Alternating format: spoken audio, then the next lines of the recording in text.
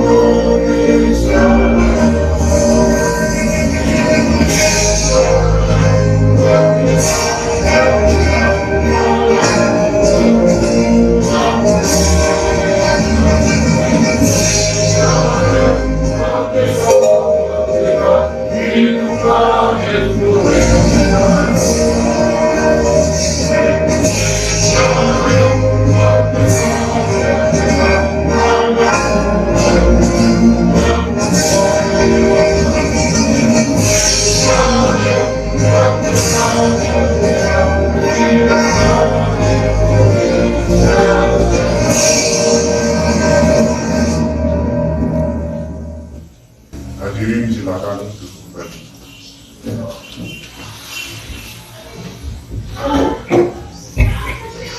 Assalamualaikum warahmatullahi wabarakatuh.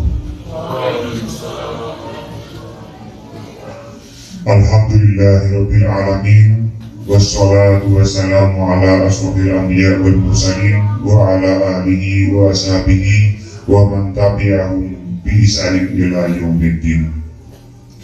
Yang terhormat Bapak Kepala Sekolah SDN Tiru Kidul 2, yang saya hormati segenap peserta diseminasi budaya positif di SDN Tiru Kidul 2.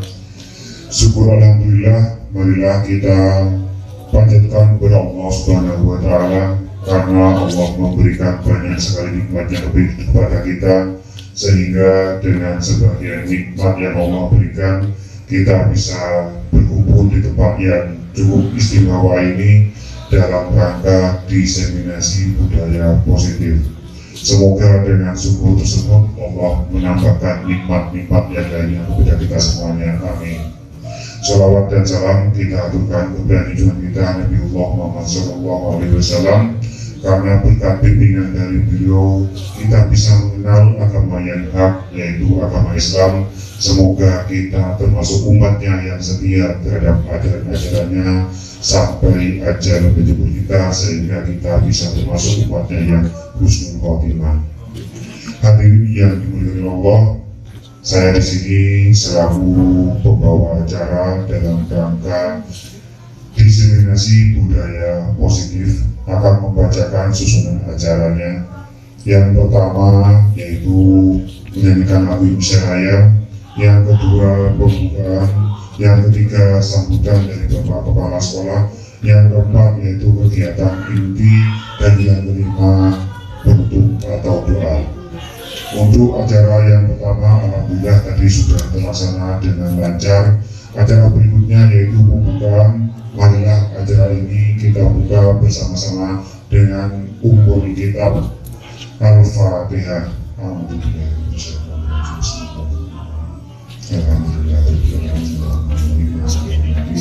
Iyyaka na'budu wa iyyaka nasta'in ihdinas siratal mustaqim siratal ladzina an'amta 'alaihim ghairil maghdubi 'alaihim waladdallin. Semoga dengan bacaan Al-Fatihah tersebut dapat menambah lancarnya acara yang kita laksanakan pada hari ini. Acara berikutnya yaitu sambutan yang akan disampaikan oleh Bapak Kepala Sekolah SDN Biru itu 2 kepada beliau Bapak Dr. Andes Mujiono. Disilakan. Assalamualaikum warahmatullahi wabarakatuh. Terima kasih waktunya. Mukadimah ikut yang di depan.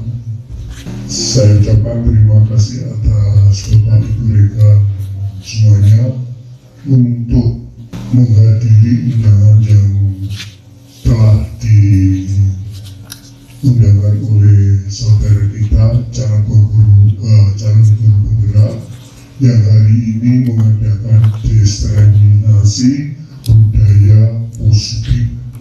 Semoga dalam kegiatan hari ini nanti berdasarkan 2 tahun yang lalu, ini nanti tongkat estafet adalah tugas panjenengan Pak Lukas sama Ibu Guru yang akan datang ini. Makanya diadakan yaitu proyek CHP. Mohon daripada itu, kalau kita menghendaki pendidikan kita lebih baik, kita jangan takut-takut mencoba ikut dalam calon guru penggerak. Itu nanti kayaknya merupakan modal dasar untuk peningkatan mutu pendidikan. Sepertinya yang saya sinyalir seperti itu. Ya, Bu Mega nanti semoga juga mencoba untuk ikut ya. Yang mudah-mudahan panjenengan dan sebagainya, Bu Yuni nanti sebagai pengganti dari generasi yang akan datang, Bu Lili juga begitu. Nanti saya tinggal mendoakan dan mendorong panjenengan untuk mewujudkan generasi emas yang akan datang. Hanya itu yang saya sampaikan dalam sambutan hari ini. Kurang lebihnya apabila salah kata dan tingkah yang kurang berkenan mohon dimaafkan. Akhirul kalam wabillahi taufiq wal hidayah. Wassalamualaikum warahmatullahi wabarakatuh. Kepada beliau disampaikan terima kasih. Semoga apa yang beliau sampaikan membawa semangat baru untuk kita. Mungkin dalam sebuah pepatah, usia boleh tua tapi semangat tetap muda. Monggo Pak Bani, semangat Pak Bani. Terima kasih sekali lagi saya sampaikan kepada beliau. Hadirin yang dimuliakan Allah, acara berikutnya yaitu acara inti diseminasi budaya positif. Kepada yang terhormat Ibu Binti Sabian SPD SD, waktu dan tempat disilakan. Assalamualaikum warahmatullahi wabarakatuh. Selamat siang Bapak Ibu guru hebat yang sangat berbahagia hari ini. Bagaimana? Apakah semuanya hari ini sehat? Baik, tentunya semuanya sudah mengenal saya, ya. Terima kasih atas kehadirannya hari ini di SD Negeri Biru 2 untuk mengikuti berbagi aksi nyata budaya positif atas diri saya sendiri, yaitu Binti Sabiah SD Negeri Biru 2 dalam mengikuti program guru penggerak. Kita mulai untuk mengikuti pada slide 1 ya. Beberapa pernyataan yang ada di situ Bapak Ibu. Apakah panjenengan setuju atau tidak setuju dengan pernyataan yang ada pada nomor 1, yaitu bahwa hukuman dapat mendisiplinkan anak? Bagaimana Bapak Ibu guru, apakah setuju bahwa hukuman dapat mendisiplinkan anak? Yang setuju mohon tunjuk tangan. Boleh, tidak ada paksaan untuk jawaban ini. Yang tidak setuju, Lalu yang tidak tunjuk jari bagaimana ini? Yang kedua adalah pemberian hukuman dengan hal positif seperti membaca, membersihkan kelas, dapat meningkatkan disiplin anak. Setuju ya? Semuanya setuju. Yang ketiga adalah memberi penghargaan atau reward, dapat meningkatkan motivasi belajar anak. Sangat setuju. Sangat setuju ya? Sangat setuju. Baik, mari kita lihat apakah ini semua sudah sesuai dengan filosofi Ki Hajar Dewantara yang mengedepankan siswa sesuai dengan kodrat zaman. Bahwa kita memberikan hukuman, kemudian baik itu hukumannya yang positif, lalu memberikan penghargaan atau reward, apakah sudah sesuai dengan kodrat zaman? Bagaimana Bapak Ibu Guru? Bagaimana Bu Yuli? Apakah sudah sesuai dengan kodrat zaman? Terkait dengan 3 poin tersebut ya. Yeah. Terkait dengan 3 poin tersebut sebenarnya dari dulu maupun sampai sekarang itu sudah sesuai menurut saya. Terkait dengan hukuman dapat mendisiplinkan anak, memang dulu itu pernah terlaksana ya. Cuman terkait dengan perkembangan zaman, hal itu sudah bisa kita hindari dengan memberikan cara-cara yang lainnya untuk mendisiplinkan anak.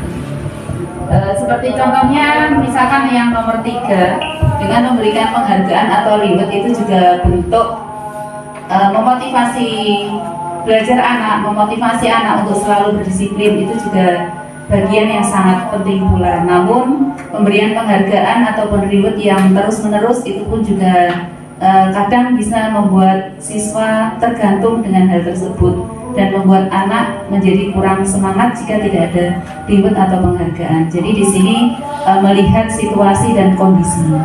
Baik, kasih aplaus buat Bu Yuli. Terima kasih Bu Yuli. Oke, kita sebelum memasuki materi berikutnya, sebentar untuk sebelum masuk ini ya. Ketika kita mendisiplinkan anak dengan hukuman, dari mana hukuman itu berasal? Dari diri siswa ataukah dari orang lain? Hukuman diberikan berarti dari mana itu? Dari mana Bu Mega? Dari orang lain. Pemberian hukuman dengan hal positif dari mana Bapak Ibu Guru? Dari diri siswa sendiri apa dari orang lain? Pemberian hukuman dengan hal positif. Yang memberi hukuman tetap orang lain. Kemudian penghargaan juga berasal dari orang lain. Jadi tidak berasal dari diri siswa sendiri, dari internal. Jadi dari luar. Baik. Sebelum masuk ke inti, kita melakukan permainan dulu Bapak Ibu. Monggo mencari pasangan. Kita akan bermain kepalan tangan terlebih dahulu, di mana ada satu ibu guru atau bapak ibu guru yang mengepalkan tangannya, di mana di dalam tangannya itu ada sesuatu yang berharga. Monggo, silakan berdiri atau duduk sambil duduk, monggo. Yang satunya merayu untuk mengambil sesuatu yang ada dalam kepalan tersebut. Satu merayu, satu mengepal. Satu merayu, satu mengepal. Nanti yang jago merayu ada apa tidak ya? Monggo, satu orang saja yang mengepal. Yang satu merayu meminta sesuatu yang dalam kepalan tersebut. Monggo. Bagaimana? Apakah Bapak Ibu guru yang merayu bisa meminta atau membuka kepalan tangan tersebut? Bagaimana? Apakah berhasil? Bagaimana? Apakah berhasil merayu Bu Mega? Tidak berhasil. Tidak berhasil. Bu Wulan bagaimana? Apakah berhasil merayu? Tidak berhasil. Pak Lukman bagaimana? Apakah berhasil merayu Pak Jono? Tidak berhasil. Baik, terima kasih. Oke. Lalu apa yang dapat kita ambil dari kegiatan tadi Bapak Ibu guru? dari kepalan tangan yang ada isinya sesuatu yang berharga tadi, dirayu, diminta isinya, tetapi tidak ada yang berhasil. Apa kesimpulan yang kita ambil dari kegiatan tadi? Bagaimana Pak Lukman, monggo?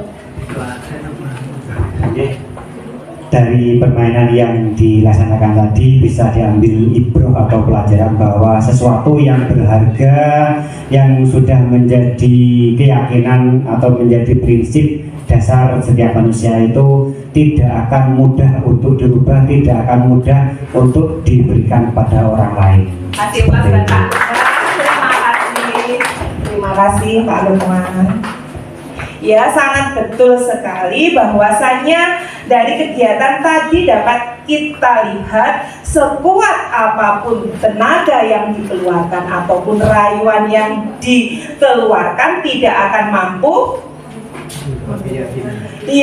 menggoyahkan keyakinan seseorang, dan seseorang itu adalah anak didik kita. Untuk berikutnya adalah miskonsepsi tentang teori kontrol. Yang pertama adalah ilusi guru mengontrol murid. Selama ini Bapak Ibu guru pastinya ada beberapa yang berpandangan bahwa guru bisa mengontrol murid. Betul apa betul? Reski, bisa. Besok rambutnya dipotong ya. Potong. Ada yang potong? Apakah semua potong? Tidak. Itu soalnya muridnya Pak Sera banyak yang sudah mulai panjang. Nah, sekeras apapun kita merubah murid kita, apakah bisa berubah? Ketika kita ingin mengubah murid kita, mengontrol, mengubah dia ke arah lebih baik, bagaimana? Apakah bisa? Dalam jangka waktu panjang? Tidak terulang, Anda yakin? Nah, oke. Berikutnya ya, ilusi bahwa kritik membuat orang merasa bersalah dapat menguatkan karakter. Maksudnya adalah kita sebagai guru berhak mengontrol siswa, tetapi ada kenyataannya yang tidak bisa.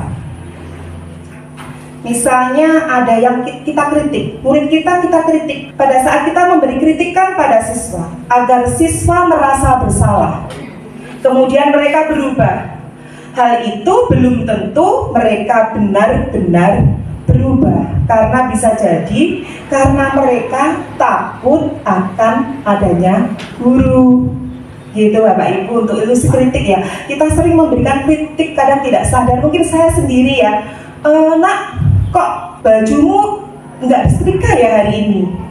Gitu, misalnya, kok PR-nya nggak dikerjakan ya di depan teman-temannya.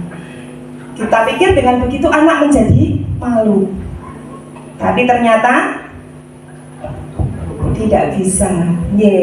Yang berikutnya adalah ilusi bahwa semua penguatan positif, efektif, dan bermanfaat.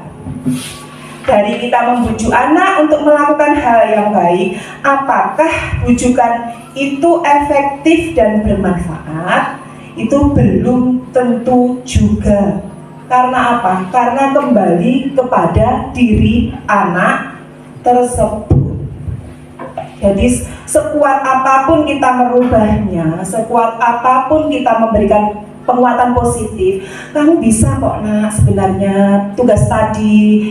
Kenapa PR-nya nggak dikerjakan? Pinter loh, kamu bisa. Kita sudah menguatkannya dengan kata-kata yang positif, tapi besoknya tetap tidak mengerjakan PR.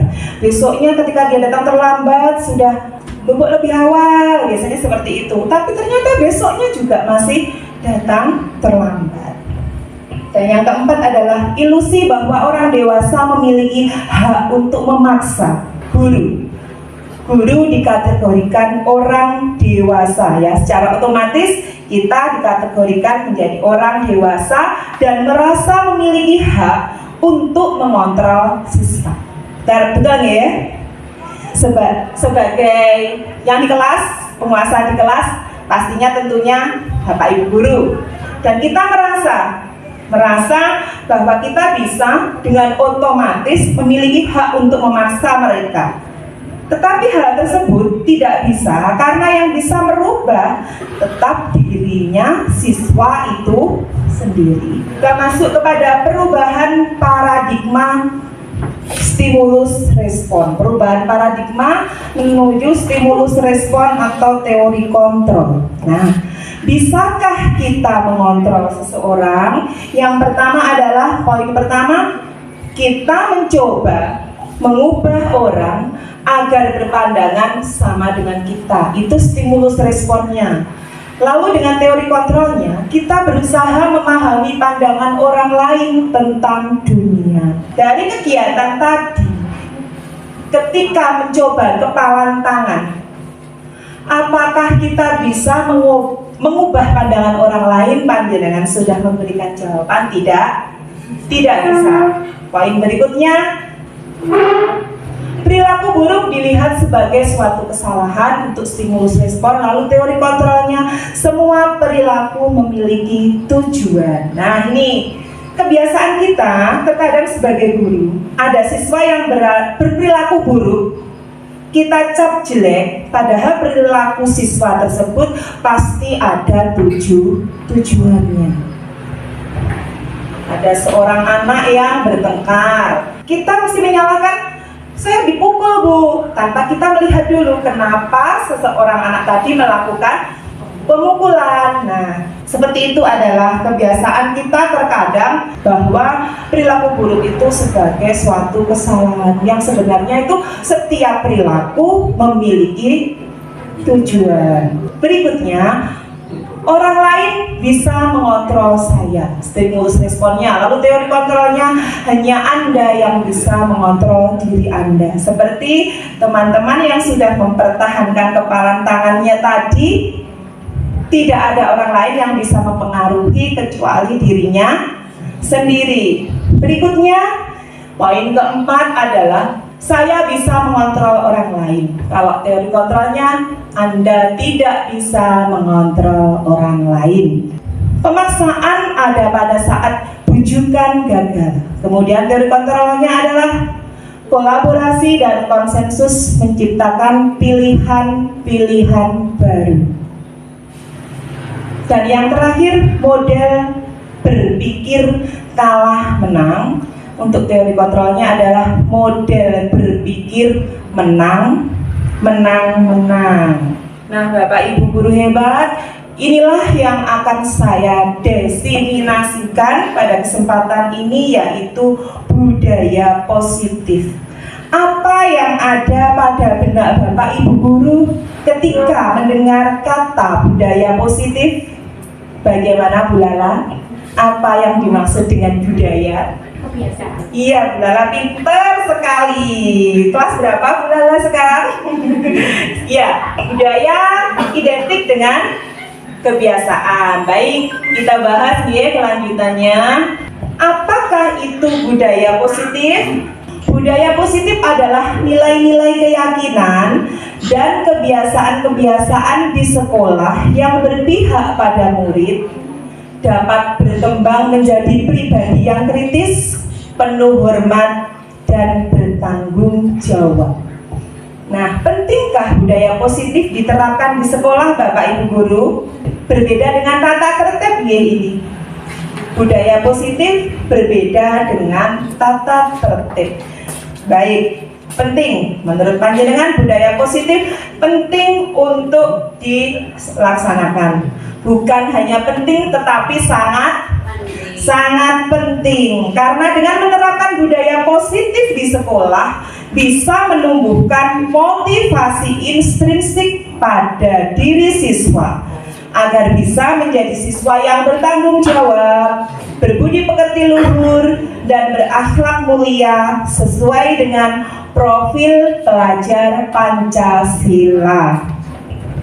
Jadi budaya positif itu akan muncul dari diri siswa itu sendiri, karena mereka sudah terbiasa mendengar kata disiplin. Apa yang ada di benak Bapak Ibu guru tentang disiplin? Bu Erna mungkin disiplin? Apa yang ada di benak Bu Erna tentang disiplin? Berhubungan dengan apa biasanya kalau disiplin? Peraturan. Oke, iya, peraturan, tata tertib. Disiplin berasal dari bahasa Latin yang arti apa itu tadi? Disiplin bahasa Latinnya yaitu disiplina ya, yang artinya belajar disiplin mengacu pada disiplin diri yang memiliki tanggung jawab terhadap apa yang dilakukannya berdasarkan nilai-nilai yang diyakini. Nah, disiplin positif merupakan salah satu cara penerapan disiplin yang bertujuan menumbuhkan kesadaran serta memberdayakan peserta didik tanpa imbalan, penghargaan atau reward, ancaman atau bahkan hukuman. Sebagai pendidik, tujuan kita adalah menciptakan peserta didik yang memiliki disiplin diri sehingga mereka berperilaku mengacu pada nilai-nilai kebajikan universal dan memiliki motivasi intrinsik dalam perubahan perilaku ke arah yang lebih baik. Jadi, motivasi itu muncul dari diri siswa atau disebut dengan motivasi intrinsik.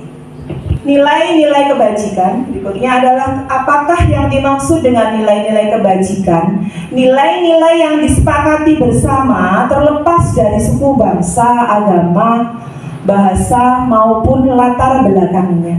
Pada saat ini dunia pendidikan sedang galaknya kurikulum merdeka, menuju perubahan ke arah kurikulum merdeka, di mana mulai diterapkannya profil pelajar Pancasila. Jadi nilai kebajikan yang saya kasih contoh di sini adalah profil pelajar Pancasila, BO Primary Years Program atau PYP, kemudian keterampilan hidup atau life skill.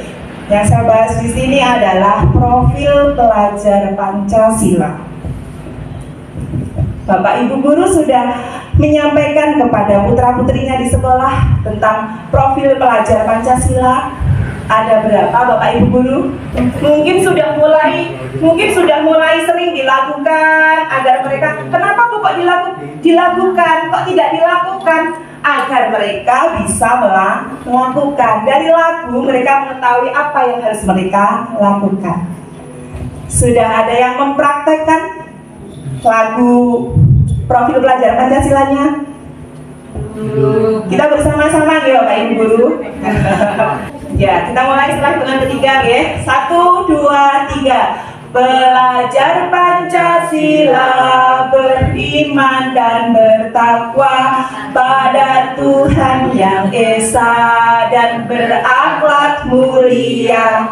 Kemerdekaan global, gotong royong mandiri, kreatif dan bernalar kritis. Ada berapa? Monggo sambil daya tentang profil pelajar Pancasila. Nanti syukur-syukur pulang dari diseminasi ini Bapak Ibu guru setiap pagi anak-anak diajak menyanyi lagu profil pelajar Pancasila. Bisa diikuti di TikTok saya nih. Ada, saya sudah pakai itu sama anak-anak. Ada berapa? Belajar Pancasila, beriman dan bertakwa pada Tuhan Yang Esa dan berakhlak mulia. Terus mandiri, kreatif dan bernalar titis. Ada 6 Bapak Ibu guru. Tepuk tangan buat Bapak guru yang hari ini. Terima kasih sudah kembang bersama saya. Oke, kita mulai slide berikutnya. Besok kalau mau 7 ditambah ya Bu Yuni. Berikut adalah teori motivasi perilaku manusia. Yang pertama adalah untuk menghindari ketidaknyamanan atau hukuman. Apa yang akan terjadi apabila saya tidak melakukannya? Dalam benak murid pasti terbesit itu. Ketika dia menghindari ketidaknyamanan hukuman, pasti dia berpikir, apa yang terjadi apabila saya tidak melakukannya? berarti dia takut dihukum. Maka itu disebut motivasi eksternal. Yang kedua, mendapatkan imbalan dari orang lain atau institusi. Oh, nanti kalau saya juara 1 nanti diberikan sepeda, atau nanti kalau saya bisa jadi guru kreatif atau guru berprestasi, nanti saya akan naik jabatan. Nah, itu berarti motivasinya tidak dari diri sendiri atau disebut motivasi eksternal. Yang berikutnya, untuk menghargai diri sendiri, menjadi insan sesuai harapan kita. Ini adalah motivasi internal dengan tujuan disiplin positif. Disiplin positif untuk dirinya sendiri. Berkaitan dengan teori motivasi yang di awal tadi Bapak Ibu Guru, motivasi manusia ada 3 istilah, yaitu hukuman, konsekuensi, dan restitusi. Hukuman itu tidak terencana atau tiba-tiba. Murid tidak tahu apa yang akan terjadi atau tidak dilibatkan. Yang berikutnya bersifat satu arah hukuman, hanya satu arah, kemudian berupa hukuman fisik atau psikis. Konsekuensi adalah terencana atau disepakati sesuai peraturan. Murid tetap dibuat tidak nyaman dengan adanya konsekuensi ini. Sikap guru selalu memonitor murid. Yang ketiga adalah restitusi, di mana proses menciptakan kondisi bagi murid untuk memperbaiki kesalahan. Proses kolaboratif yang mengajarkan murid untuk mencari solusi sendiri. Lalu apa bedanya antara hukum, konsekuensi, dan restitusi? Kalau hukuman dan konsekuensi itu sama-sama terencana, sedangkan restitusi itu diciptakan antara guru dan murid, ada kesepakatannya. Jadi ketika misalnya mungkin nanti bisa bertanda ke kelas saya, di kelas 4 kami sudah membuat suatu kesepakatan di mana, tapi ya mohon maaf, untuk sampai detik ini ada saja yang saya tidak maksimal melaksanakannya. Saya berusaha semaksimal mungkin membuat sebuah restitusi bersama anak-anak. Ayo, misalkan kamu nggak mengerjakan PR, apa yang harus saya lakukan? Mereka membuat sendiri. Nah, kalau ada tugas bagaimana? Harus mengerjakan tugas yang diberikan guru. Tidak datang terlambat atau datang tepat waktu. Mohon maaf, untuk restitusi kalimatnya adalah kalimat positif. Jadi tidak datang terlambat, tidak. Tapi adalah datang tepat waktu, seperti itu. Mengerjakan tugas dari guru. Contoh-contohnya seperti itu. Setelah membuat restitusi bersama anak-anak, kita harus ada kesepakatan. Kesepakatannya disetujui antara guru dan murid. Nanti ada tanda tangan. Mungkin kalau kelas bawah belum bisa tanda tangan, nanti bisa cap 5 jarinya atau tangannya ini. Ngaten nggih? Saya lanjutkan. Dari beberapa tindakan guru, di situ ada berapa tindakan guru, Bapak Ibu guru hebat? Ada 7 tindakan. 7 ya? Ada 7 tindakan guru. Monggo kita bersama-sama mengelompokkan, termasuk ke dalam hukuman atau konsekuensi. Yang pertama, menyuruh murid mencatat. Saya tidak akan terlambat lagi sebanyak 100 kali karena terlambat datang di sekolah. Apakah konsekuensi atau hukuman? Hukuman, baik. Berikutnya, menyuruh murid lari mengelilingi lapangan basket 2 kali karena terlambat hadir di sekolah. Yang ketiga, meminta murid push up sebanyak 15 kali karena ke sekolah tidak memakai masker. Yang keempat, meminta murid mengganti kertas tugas teman yang dicoret-coret. Meminta murid membersihkan tumpahan air di meja karena tempat minum tersenggol. Meminta murid tidak mengenakan sepatu seharian di sekolah karena sepatunya tidak berwarna hitam. Menyuruh murid lari mengelilingi lapangan basket sebanyak 2 kali karena terlambat ikut pemanasan saat pelajaran PJOK. Bu Fitri bagaimana? Baik, kita cek dengan jawaban panjenengan tadi. Dan yang terakhir adalah konsekuensi. Tepuk tangan buat Bapak Guru hebat siang ini. Keyakinan kelas, hukuman, dan penghargaan. Mengapa keyakinan kelas bukan peraturan saja? Di situ ada beberapa poin alasannya. Ada contoh kasus, mengapa ada peraturan harus menggunakan helm bila mengendarai kendaraan roda 2? Mengapa ada peraturan 3M menggunakan masker, mencuci tangan, dan menjaga jarak?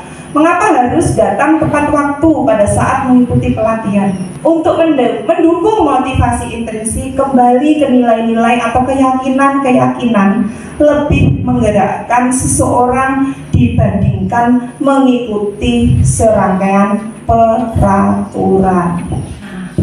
Lalu langkah-langkah apa yang perlu kita ketahui untuk membuat keyakinan kelas?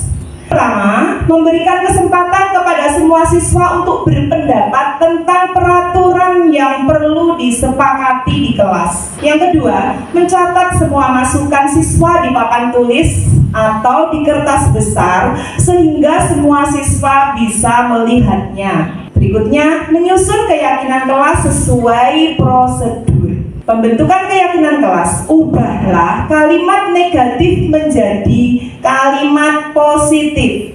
Contohnya, jangan berlari di kelas menjadi berjalanlah di kelas. Keyakinan kelasnya itu berjalanlah di kelas. Berikutnya, meninjau kembali daftar pendapat yang telah dicatat, kemudian mengajak siswa untuk mencari nilai kebajikan atau keyakinan yang menjadi inti peraturan tersebut.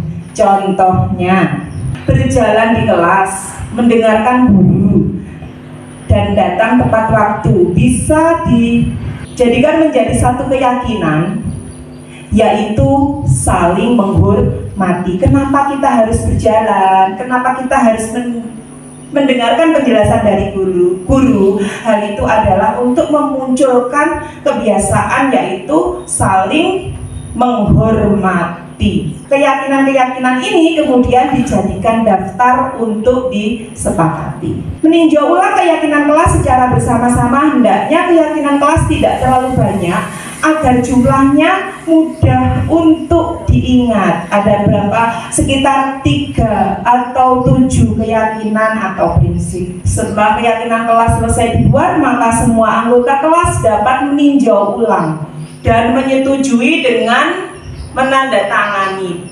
Yang menandatangani guru dan siswa. Keyakinan kelas dapat ditempel di dinding kelas agar mudah untuk dilihat. Nah, contoh keyakinan kelas di sini ada Bapak Ibu, ada kelas 1, setiap anggota kelas perlu belajar dan seterusnya. Gambar mana dari gambar yang saya tampilkan di slide? Gambar mana yang merupakan keyakinan kelas? Dari 2, yang hijau sama yang dasarnya putih. Mana Bapak Ibu yang keyakinan kelas? Apakah semuanya keyakinan kelas?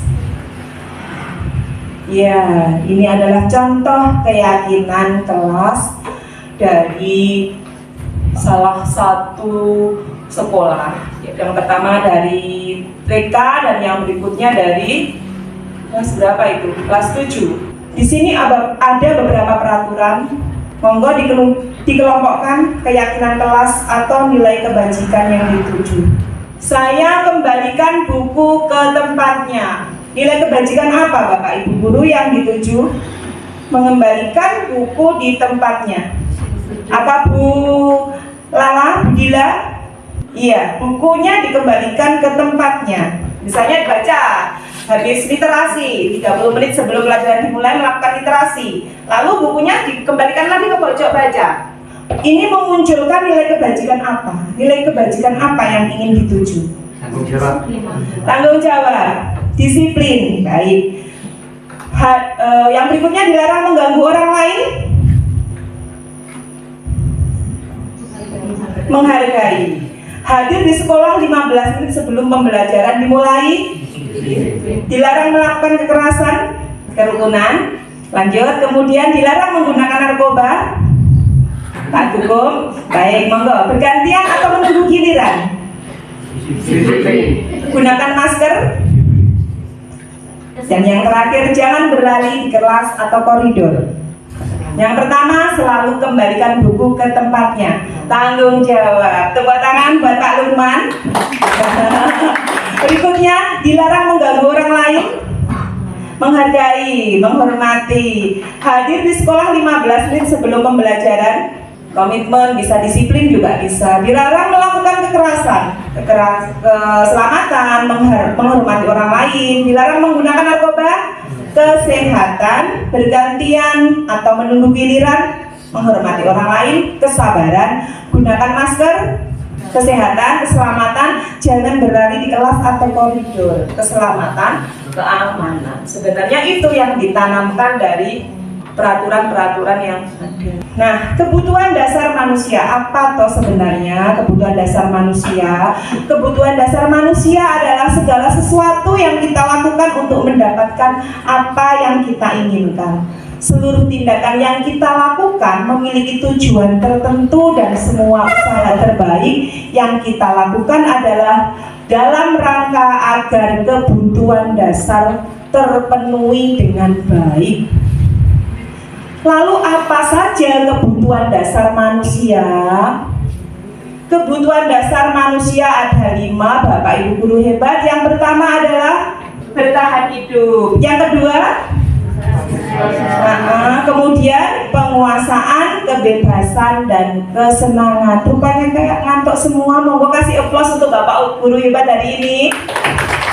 Bertahan hidup meliputi apa saja? Makanan, tempat tinggal, pakaian, keamanan, dan kesehatan.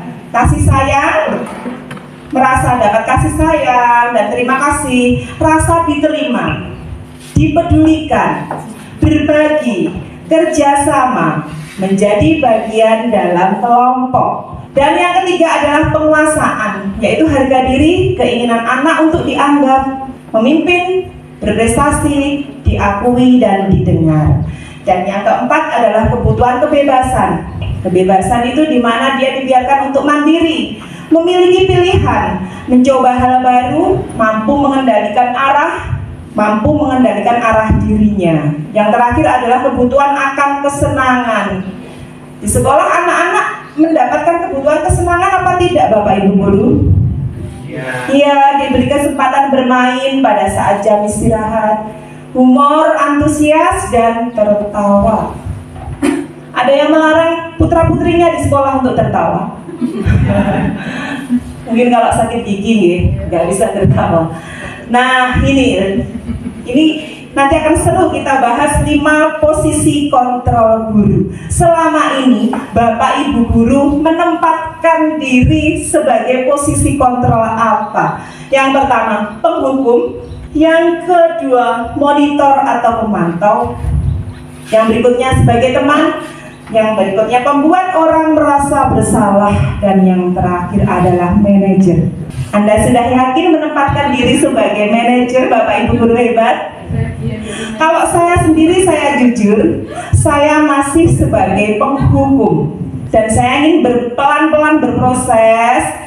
Katanya mari bergerak meskipun sedikit, ya daripada tidak melakukan pergerakan sama sekali.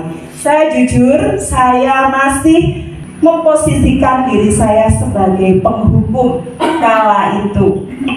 Penghukumnya seperti apa? Yo sidik-sidik salah yo dihukum. Tapi saya rasa kebanyakan masih banyak yang seperti itu. Terus membuat merasa bersalah dengan ucapan yang halus, Bapak Ibu guru.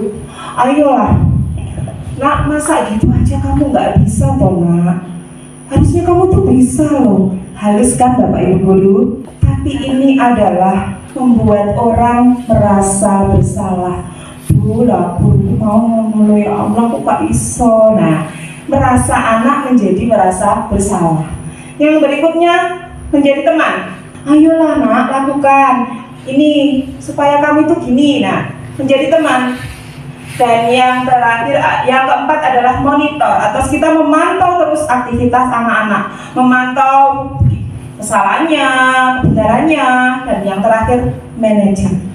Diharapkan Bapak Ibu Guru, kita itu sebagai guru memposisikan diri sebagai manajer, di mana guru berbuat bersama dengan murid, mengajak siswa mempertanggungjawabkan perilakunya, mendukung siswa menemukan solusi atas permasalahan sendiri. Murid diajak menganalisis kebutuhan dirinya dan kebutuhan orang lain. Yang terpenting adalah kolaborasi dengan siswa. Kata-kata seorang manajer yaitu, apa yang kita yakini atas keyakinan kelas. Apa yang kamu yakin? Jika kamu meyakini, apakah kamu bersedia memperbaikinya? Misalnya Bapak Ibu Guru, tadi ada anak bertengkar, dia memukul temannya karena botolnya itu dipecahkan. Si anak menangis, yang punya botol menangis, botolnya dipecahkan. Mesti kita memarahi kan? Langsung, kok nangis, ada apa?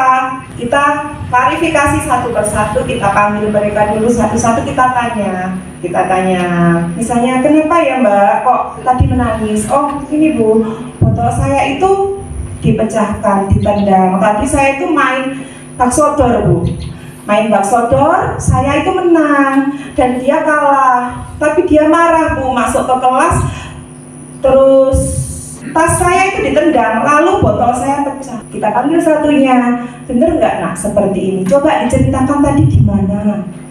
Ya Bu, saya kalah, saya marah, tasnya saya tendang, botolnya pecah. Gitu nggak boleh, tidak bisa langsung seperti itu Bapak Ibu Guru. Kita tanya dulu, Bu, saya kalah, saya tersinggung, saya tidak bisa memenangkan pertandingan tadi. Coba nak, kalau kamu yang punya botol nak, botolmu dipecahkan nak, kamu marah apa tidak? Nah gitu, marah apa tidak nak? Nah, baru nanti ke depannya mereka mengambil kesepakatan, kalau botolnya dipecahkan bagaimana, kalau melakukan kesalahan bagaimana. Seperti itu ya. Jadi 5 posisi kontrol guru yang terbaik menurut Dian Goosen. Tadi ada 5 posisi kontrol, penghukum, apalagi Bapak Ibu Guru?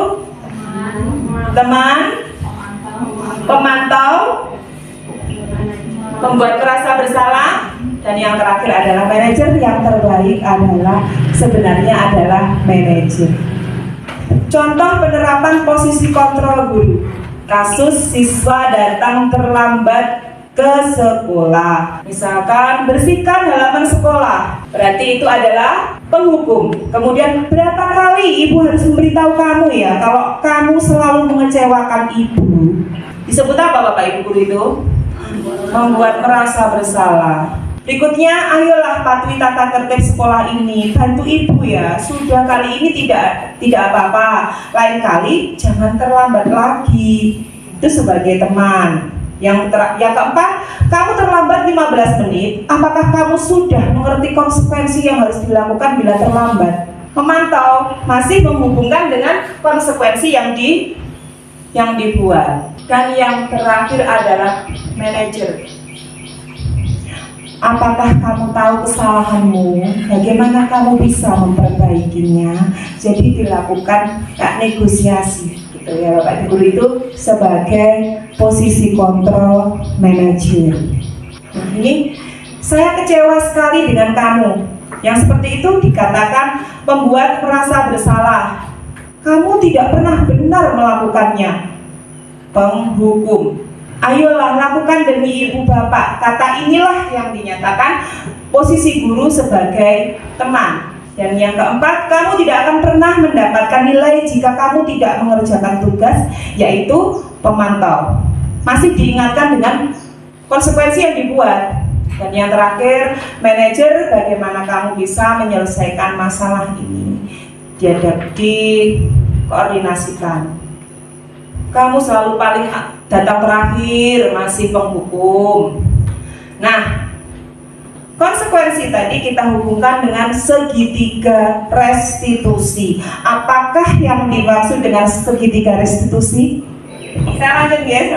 Segitiga restitusi adalah suatu proses dialog yang dijalankan oleh guru agar dapat menghasilkan murid yang mandiri dan tanggung jawab. Nah, alur segitiga restitusi di situ ada 3. Yang pertama, untuk membuat murid yang merasa gagal karena berbuat salah menjadi positif terhadap dirinya, kita adalah menstabilkan identitas terlebih dahulu dengan cara guru berkata, berbuat salah itu hal yang manusiawi. Tidak ada manusia yang sempurna.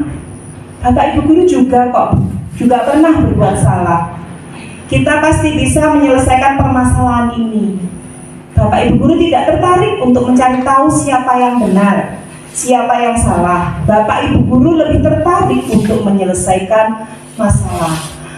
Kalau kamu menyalahkan dirimu sendiri terus-menerus, apakah kamu bersikap baik pada dirimu sendiri? Ini menstabilkan identitas. Lalu apa yang dilakukan berikutnya adalah validasi tindakan yang salah. Dengan berkata seperti apa memvalidasi tindakan yang salah? Kamu bisa saja melakukan hal yang lebih buruk, tapi kamu tidak melakukannya kan? Yang berikutnya, kamu pasti punya alasan mengapa melakukannya, dan seterusnya. Yang ketiga adalah menanyakan keyakinan. Bagaimana cara kita menanyakan keyakinan pada murid? Hal ini diharapkan murid melihat kesalahannya dihubungkan dengan nilai-nilai kebajikan yang diyakini mendasari manusia berinteraksi dengan orang lain. Guru berkata, apa nilai yang kita percaya di kelas atau di sekolah kita? Nilai kebajikan atau keyakinan apa yang telah kita sepakati? Itu guru menanyakan keyakinannya. Nah, refleksi, sudah masuk refleksi Bapak Ibu guru. Hal baru apakah yang mengubah paradigma? Kemudian perasaan apa yang muncul selama mengikuti kegiatan berbagi ini?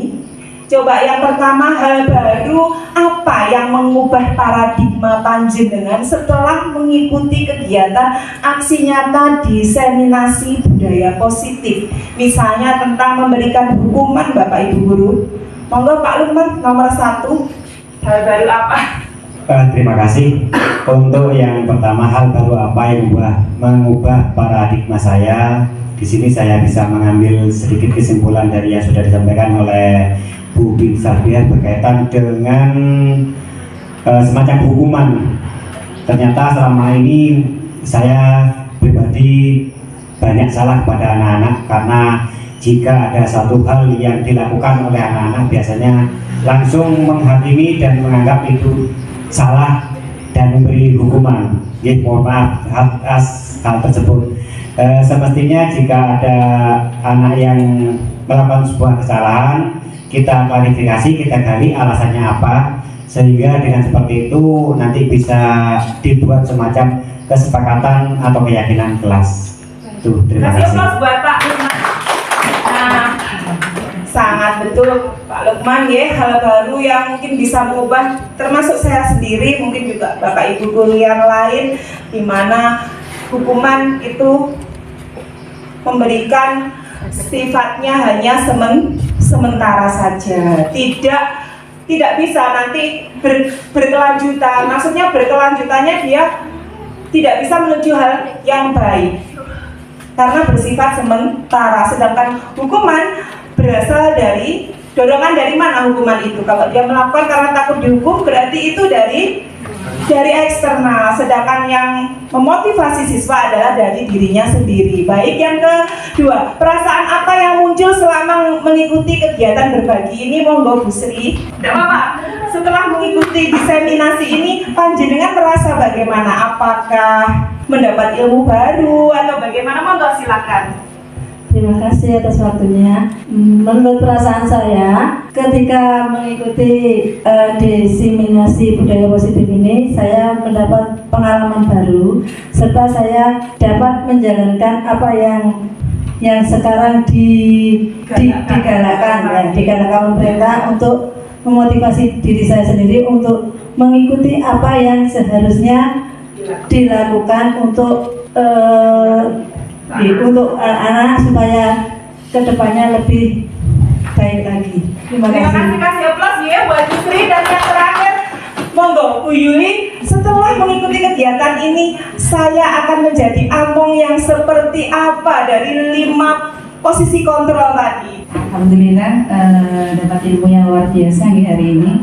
Nah, terkait dengan saya akan menjadi among yang seperti apakah, tentunya akan berusaha untuk sebagai manajer, namun ini pun juga bukan sesuatu hal yang mudah untuk mencapai ke sana. Namun tidak ada salahnya kita belajar setahap demi setahap untuk mencapainya, supaya kita bisa menerapkan pembelajaran ini nyaman, aman, kemudian anak-anak juga senang, kemudian termotivasi, semuanya tidak ada unsur paksaan dari luar, dan bisa memunculkan sesuatu dari diri sendiri, siswa itu sendiri maupun dari Bapak Ibu guru. Terima kasih. Baik, terima kasih. Baik Bapak Ibu guru hebat yang saya banggakan. Nah, diharapkan nanti semoga kedepannya kita akan menjadi guru yang menempatkan diri sebagai posisi kontrol manajer. Jadi manajer tidak hanya ada di perusahaan ya, jadi kan bisa menjadi manajer di kelas panjenengan sendiri. Baik, dan yang terakhir adalah terima kasih. Salam guru penggerak. Salam guru penggerak ya, tergerak, bergerak dan menggerakkan. Terima kasih atas waktunya. Kegiatan hari ini bukan bermaksud saya menggurui Bapak Ibu guru hebat, semuanya guru-guru hebat, panjenengan juga termasuk senior saya. Terima kasih atas waktunya, semoga bermanfaat. Wassalamualaikum warahmatullahi wabarakatuh. Waalaikumsalam warahmatullahi wabarakatuh. Hadirin yang dimuliakan oleh Allah, alhamdulillah kita sudah mengikuti diseminasi budaya positif yang disampaikan oleh Bu Binti Sabia SPD SD. Sudah banyak ilmu yang beliau sampaikan pada kita. Kalau diperhatikan tadi, alhamdulillah setidak-tidaknya kita sudah mendapatkan ilmu. Terima kasih Bapak Ibu. Untuk acara penutup, agar lebih afdal, marilah acara ini kita tutup bersama-sama dengan doa kafaratul majlis, disambung dengan hamdalah secara bersama-sama. Subhanallahumma wa bihamdika, asyhadu an la ilaha illa anta, astaghfiruka wa atubu ilaik. Walhamdulillahirabbil alamin. Amin. Dari saya selaku pembawa acara, jika ada salah kata, sikap yang kurang berkenan di hati Bapak Ibu semuanya, mohon maaf yang sebesar-besarnya. Wabillahi taufiq wal hidayah. Wassalamualaikum warahmatullahi wabarakatuh. Salam guru penggerak. Tergerak, bergerak, menggerakkan.